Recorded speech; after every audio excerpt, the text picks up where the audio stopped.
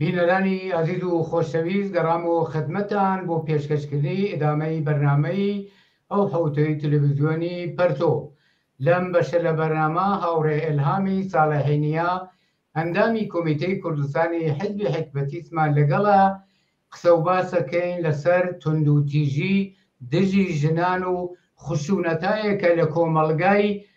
ژێر حاکمیەتی چەپەڵی ئیسلامی و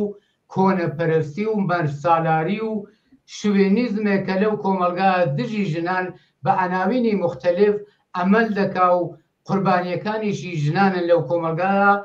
قسە و باسەکەین. پێشەوەی پرسیارەکان ئاراسە بکەم، هاوڕێ ئێلهام ئەگەر دەنگی من تەدا خۆشاتی بۆ ئەم بەشە لە بەرنامەی ئەوڕۆی تەلەڤیزیۆنی پەرتۆ. بەڵێ هاوڕێ ئەبووسای ئێوەم هەست، مەمنونم لە داوەتان بۆ ئەم بەرنامە. زۆر سپاس بۆ تۆش. هاوڕێ ئێلهام، هەر وەکو تیتری بەرنامەکەش مشەخەسما کردووە، باسەکەی ئەو ڕۆمان توندوتیژی لەسەر بۆ سەر ژنان لە کۆمەلگای ئێرانە. دیارە ئابینین 45 ساڵە حاکمیەتی چەپەڵی ئیسلام و حکوومەتی زدی ئینسانی بە مانای واقعی کەلیمەوە بەتایبەت فەرهەنگی کۆنەپەرستی جمهوری ئیسلامی و مەذهب بە ئیزافەی مەردسالاری و ئەو فەرهەنگەی کە جمهوری ئیسلامی تەولید و باستەولیدیەکە کۆنەپەرستی شریعەتی ئیسلامی دژی ژنان دەستی داوە بە دەستێکۆ کە متەئاسفانە سیکلوار شاهێدی کوشتنی ژنان چه بەشێکی جمهوری ئیسلامی ئەیانگرێت ئەدامیانەکە هەرنە و ئازادی و فعالیتێکیان لێ سەر بکە و بە ئیزافەیەوە کەسانێک کە تحتی تاسیری فەرهەنگی ئیسلامی و کۆنەپەرستی و ناموسپەرستی وەکو باب و برا و مێرد و خاڵۆزا و میمکەزا و هەموو ئەمانە بە ئیسلاح پیاوان دەسەدا بە دەستێکەوە کە دژی ژنان ئەمەلەکەن و شاهێدی ئەوەین هەر چەند وەخت لەم کۆمەلگای ئێرانە و تایبەت لە کوردستانیشە ژنان دەکوژرێن. بەشێکی لەمانە کە بە ئیسلاح ژنانن کە خۆیان ئاورتێ بەرەدەن، خۆیان ئەسووتێنن، خۆیان ئەکوژن لەژێر هەموو ئەو فشارەدا کە بۆیان دێت. ئێوە پێتان وایە دلیلی ئەسڵی ئەم فەرهەنگە ڕیشەی ئەم هەموو جەنایەتە دژ بە ژنان لە کۆمەلگای ئێرانە و پڕەنگتر لە کۆمەلگای کوردستانە، ئێوە پێتان وایە بۆچیە گێڕن و سەرچاوەکەی لە چۆوە دێت و حتمەن خۆشتان وەکو ژنێک لەو کۆمەلگایە حتمەن شاهێدی زەخت و زۆری ئەو بەشانەی کە من ئیشارەم پێکرد لە کۆمەلگای ئێرانە و دواکەوتووی مەذهبی دژی ژنان عملی کردوە، حتمەن نمونەتان هەدە و شاهێدی ئەو زەخت و زۆرانە بوون. فەرموو. دۆرێتر من سڵامم هەست بۆ بینەرانی تەلەڤیزیۆنی پەرتۆوە بۆ کەسکەلەکە ئەم بەرنامە تماشاکەن. مەمنونم لە داوەتان. هەرو جۆرەکە ئێوە ئیشارەتان پێکرد خشونەت بە عەلەی ژنان و یا خودکوشی خود ژنگەل کە حاصل مستەقیم خشونەتە یەکێ لە فاجعەبارترین و عینە حاڵ ساختارترین بحرانێکە لە جامعەی ئێمە ڕوبەڕووە. متاسفانە ئەم جنایەتە نەتەنیا کەمەوە ناوێتەوە، بەلکە ڕۆژ بە ڕۆژ خەریکە فرەتر و عەلەنیترەوێ و گاهان بازێ وەختیشمە ئێمە بینین کە خەریکە دفاعی لێوە کردێ. خود خشونەت بە عەلەی ژن ئەمانە هەڵۆ گەڕینەوە بۆ خود مەسەلەی خشونەت بە عەلەی ژنگەل نە ئیتفاقێکی شەخسیە نە ئیحساسی، ئەمە پەدیدەیەکی عەمیقەن سیاسی و ئیجتماعیە و تەبەقاتیە. ژنکوشی لە جامعەی ئێمە لە ساختاری پیاسالارە نەهادینە بووگە، ساختارێکە ژن بە عنوانێک ئینسان، بە عنوانێک ناموس، بە عنوانێک مڵکی ئەو خانەوادە، مڵکی شوەکەی، بە عنوان کەسێکە دارایی باوکەکەیە، دارایی براکەیە تعریفە بێ. ئێمە ناوێنین یا فرەکەمەوێنین کە ژن بتانێ بۆ خۆی تەسمیم بگرێ یا ئازادانە گەرەکی بێ زیندگی بکە، دەرس بخوێنێ، عاشق بێ، تەلاق بسێنێ، یا بتانێ بە بەدەن خۆی کۆنترۆڵی بێ. با توجه بەم شتگەلە ئێمە ساختارێکمانە ئێژن پێ تۆ ئیجازەت نییە، تۆ حەقۆ نییە، یا وەختی تێ لە مۆزوع سەرپێچیەکە گاهێن مجازاتیەکەن یا ئەبینین ئەوە تحت فشار قەرارەگرێ، ئەوە عەزیەتەوێ، مەجبورەوێ کە خۆی بە خودکوشی تەحمێڵی دەست بە کە گشتی بەرەساس شکنجە و تاقیر و ئیزۆلەکردن بووگە. ئێمە لەم ساڵگەل ئەخیرە کە من ئیشارە بکەم بە جنبشی ژن ژیان ئازادی لەم ساڵگەل ئەخیرە کە ئۆجی کرد واقعاً لەرزەی خستە بەر ئەم گیانەم نظامە پوسیدە بووە جوابێکی داوە بەم جنایەتە ئرتجاعیە و خەشنە بوو بە تەحەوڵێک بوو بە واکوونشێک کە ژنگەل بتانن ترسیان من نەکرارۆ یا محکەمتر بدونە ترستر شجاعتر بێنە عەرسەی جامعە بێنە دەرۆ خۆیان نیشان بن و مبارزە بکەن. سپاس بۆ تەوزیحەکانت. هەورێ ئیلهام هەروەکو خۆت ئیشارەت پێکرد دیارە بەشکڵای جۆرا و جۆر چ لەلایەن حکوومەتەوە چ لەلایەن ئەو کەسانەوە تاتی تاسیری ئەو فەرهەنگی کۆنەپەرستی و ئیسلامی و مەرد سالاریان قوربانیانی ئەم فەرهەنگە کۆنەپەرستە هەروەکو تۆش باست کرد بەشکڵای جۆرا و جۆر لە ژنان قوربانی ئەگرێ. پرسیارەکەی من لە ئێوە ئەوەدا با تەوجێ بەوەی کە بەرحاڵ خۆت ماوەیەکی تەمەنت لە جمهوری ئیسلامیە لە ئێرانە ژیانت کردووە لە کوردستان بووی، پێت وابێ دەور و نەقشی مەذهب قانون ئاداب و ڕسومی کۆنەپەرستانە و دژی ئینسانی و بەمانای واقعی کەلیمە دژی ژنان کە بە نیوەی پیاو لە هەموو بابەتێکۆ لەو کۆمەلگایە بەڕەسمیە ناسرێن و حتا لە ناو چوارچێوەی خانەوادەشە ئەو حەق و حقوقەی بۆ کوڕەکان قایلن بۆ کچەکان حتا لەلایەن دایک و بابەکەیان و قایل نیەن بە شکڵای جۆرا و جۆر کۆنترۆلیانەکەن. کوڕەکان ئەگەر 100 کار بکە بۆیان مهم نییە کۆنترۆلی ناکەن، بەڵام کچەکەیان جیا لە جمهوری ئیسلامی لەلایەن خانەوادە و برا و باوک و مام و خاڵ و ئامۆزا و خاڵۆزاشۆ کۆنترۆلەکرێ. هۆی ئەمانە و دەور و نەقشی بە ئام مەسەب و فەرهەنگی دواکەوتوانە چەندێ لەسەر ژنان لەو کۆمەلگایە وجودی هەیە بۆەوەی کە ئەم فشارە لەسەریان کەمەوە بێ دەبێت چ بکەن؟ فەرموو. هەرو جۆرە کێوە ئیشارەتان پێکرد خود جمهوری ئیسلامی خود جمهوری ئیسلامی کە لە ئیسلام تشکیل بووگە خود ئەمە زەن ستیزە مەذهب زەن ستیزە مەذهب عەلەی ژنە سنەت و فەرهەنگێکە ڕایجە لە جمهوری ئیسلامیە کە سەبت بووگە یا بەنۆ قانونی ژن ئەمانە گشتی زەن ستیزە ئەمانە گشتیان بە عەلەی ژنن سەراحەتەن نگاهێکی عەقەبماندەیان هەست بە ژن. قوانین جمهوری ئیسلامی گشتی تەبعیزامیزە ژن نصف پیاگەتانێ ئێرس بووە وەختی کە چی بۆ دادگا شەهادەت لە دادگا ژن نصف ژن یعنی یەک دانە ژن ناتانێ شەهادەت باشێ دوو دانە ژن بن نازانم تعدادیان فرەتر بێ یەک دانە ژن بە عنوان تەنها خۆی ناتانێ شەهادەت بە یا وەختی گەرەکی لە کشوەر خارج بێ بۆ پاسپۆرت نیازی ئیجازەی بە باوکی هەست نیازی ئیجازەی بە شووی هەست یعنی عەمەڵەن ئێمە قانونێکمانیە لە ناو جمهوری ئیسلامیە کە تحت ئیسلام قەراری گرگا گشتکەمانە گشتیان بە عەلەی ژنن و وەختی ئێمەتین بە قانونی شاراکەین عەمەڵەن هەرۆ قانونێتی ئیجازە کە تۆ پیاگەکە یا باوکەکە یا براکە بێ ژنەکەی بەناو شەرەف و ناموس بکوژێ قەتڵ بکە و وەختی مەذهب ڕەسمی ئەو کشوەرە ئیسلامە وەختی ئیسلام زەن ستیزە بە عەلەی ژنە ژنگەل ئیتر ئێمە چەند زارێکمان بێ ژنگەل لە سادەترین حەق و خۆیان کە سادەترین خۆخی ئینسانی خۆیانە مەحروم بووگن ژنگەل حەق انتخاب پوششیان نییە حەق انتخاب شەریک زندگیەکەیان نییە حەق حزانەتیان نییە حەقیان نییە ناتوان تەسمیم بگرن بۆ بەدەن خۆیان و فرێک لەم مەواردە کە ئەگە من گەرەکم بێ بە جوزیات ئیشارەی پێکەم شاید ساعات ها توول بکێشێ ژن ئەمەڵەن هیچ شتێکی نییە لە جمهوری ئیسلامیە، هیچ شتێکی نییە، هیچ جایگایەکی نییە لە ئیسلامە. و ئەمانە خۆی ڕەسمەن دین بووگە ساوای کە ئەمەڵەن چوارچوبێ بەناو قانونۆ بێ کە فەرهەنگێک پیادە بکە بە خشونەتێکی بێ بۆ عەلێ بۆ ژن فراهەم بکە. خانەوادە ئێمە وەختێتی نیشاراکەین بەعنوان خانەوادە لە بازێ لەم خانەوادەگەلە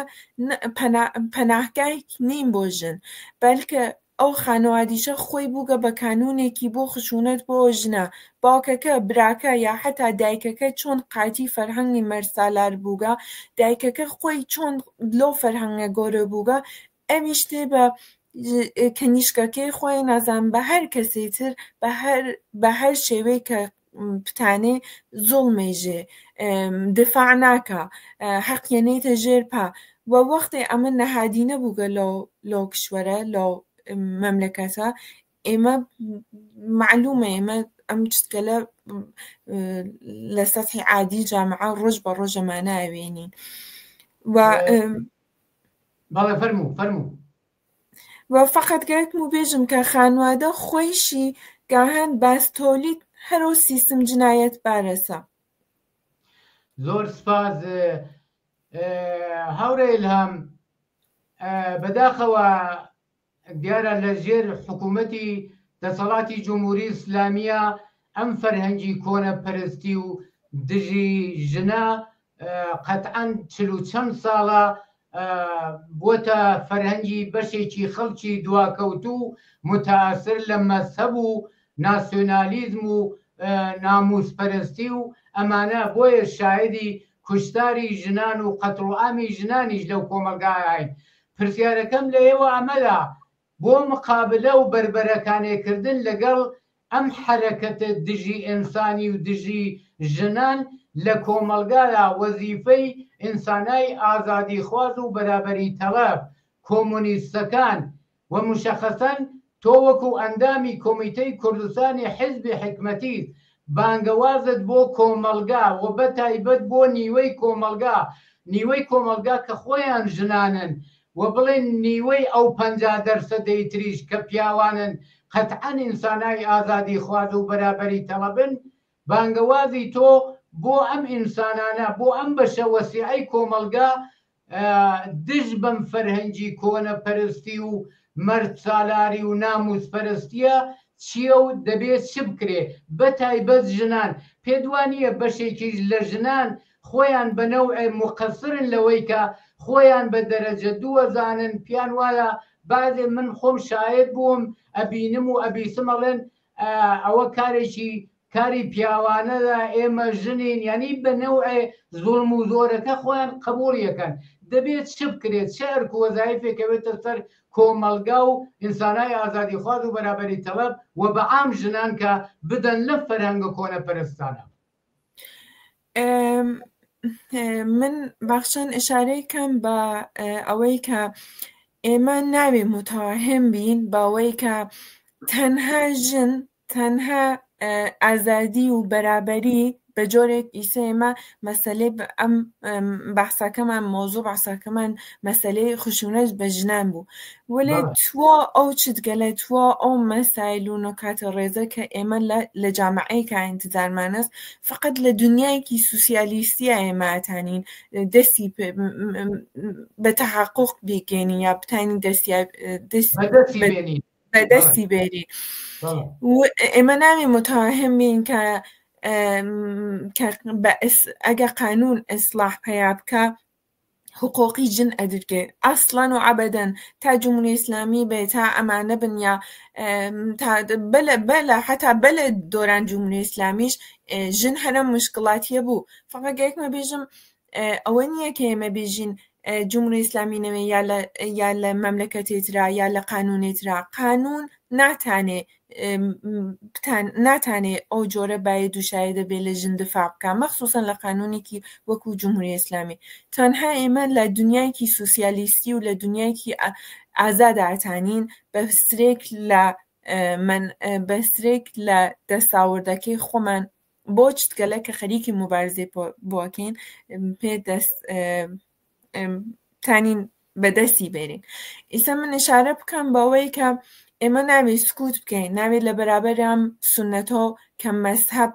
کە بە عنوان مەزهەب هاوردیگیانە کە هیچ چارێکی نییە، ئەشێ ناوێ سکوت بکەین، ئێمە گەل ئەشێ مبارزە بکەین، ئاگاهانە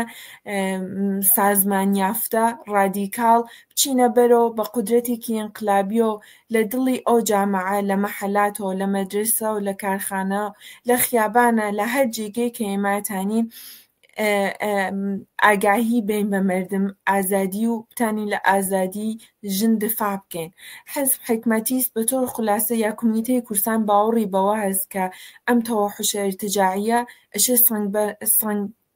سەنگەربەنی بکەین لە مقابڵیا، ئەشێ سلوگەل دفاع بۆ ئەمنیەتی ژنان دروست بکەین، ئەشێ ئەوانەی کە ئەتێن ژنگەل ئەکوژن ئەشێ ڕسوایان بکرگێ یا بەجۆرێک بتانین گوشماڵی بێن پێیان کە بترسن کە بزانن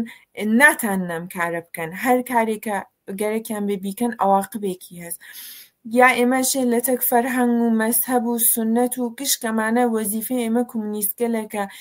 ئفشایان بکەین، لە تێکیانە مبارزە بکەین، سازمان بین، بتانین دنیایەکی بەرابەر ئازاد بۆ خۆمان ژنگەل دروست بکەین. و ئەمەیشە تا ئێمە بەم چتگەلە زمانی تحقق پیاکە، زمانی بەماناتانین دەست پیا بکەین کە جمهوری ئیسلامی نابود بکرگێ. وەختێ من خەریک بم لە تەک ژنکوژیان مبارزە بکەم، بە جۆرێک خەریکم لە تەک جمهوری ئیسلامیان مبارزەکەم. ئەم دوانە ڕەبتیان هەست بە یەکەوە. ئەوە نییە بژی من خەریکم فقط بەر عەلەی ژنکوژی مبارزەکەم، نە، تۆ هەمزەمان بەوەی کە خەریکی بۆ ژنکوژی بەر عەلەی ژنکوژی مبارزەکەی خەریکی سەرنگونی جمهوری ئیسلامی تەلاشی بۆکەی. دەرنەتیجە ئەم دوانە هانە گرۆی یەکترینە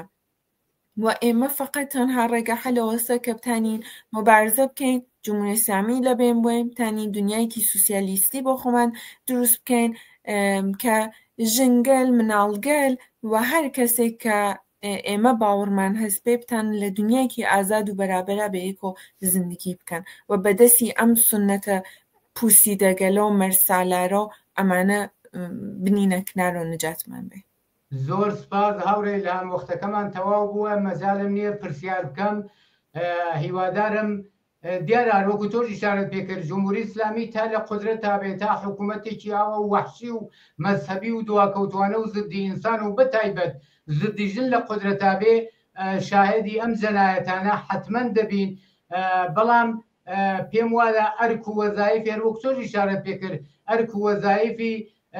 باب و دایک و برا و خاڵ و ئەوەی بەیسا بەناو پیا و ئەناسرێ ئەبێ شان بەشانی کچان و ژنان لەو کۆمەلگایە دشت بەو فەرهەنگە دواکەوتووی مەرد سالاری و عەشیرەیی و کۆنە پەرستیانەی چ لە بەلەحاتی فەرەنگی و چ دشت بە جمهوری ئیسلامی ئەبێ ئازادیکی زۆرتر بۆ ژنان وەک خۆشک، وەک دایک، وەک ژنیان، وەک پوریان، وەک نەنجیان، وەک هەر کەسێکە بەناو ژنە و جنسی موانەسە مەیدان زۆرتر بدەن و ئەمان ئەم کۆنترۆڵ و زەخت و زۆرە کەمتر بخەنە سەر ژنان کە ناچار نەبن ئەگەر جمهوری ئیسلامی نان کوژێوی ئەدامیان ناکا حەدێقەل ئەو نان فشار بۆ نێنن کە دەست بە خودکوشی و ئاور تێبەردانی خۆیان بدەن. زۆر سپاس بۆ تەوزیحتان و بۆ بەشداریت لەم بەشە لە بەرنامەی ئەوڕۆی تەلەڤیزیۆنی پەرتۆدا. مەمنونم بۆ داوەتەکەتان. زۆر سپاس بۆ تۆش. بینەرانی عەزیز و خۆشەویست بەم جۆرە هاتینە کۆتایی بەرنامەی و حوتۆی تەلەڤیزیۆنی پەرتۆ. لە هەر کوێهان ساخی و سڵامەتیتان ئارەزوومانە و شاد و سەرکەوتوو بن بە هیوای ئەوەی کە ئەم ساڵی سەرنگووری جمهوری ئیسلامی بێ و ئەو ئازادی و بەرابەریەی کە باسی دەکەن بۆ ئینسان و بیبێ و تەحققی پێ بدەین و خەڵک نەفەسێکی ڕاحەت بچێشن.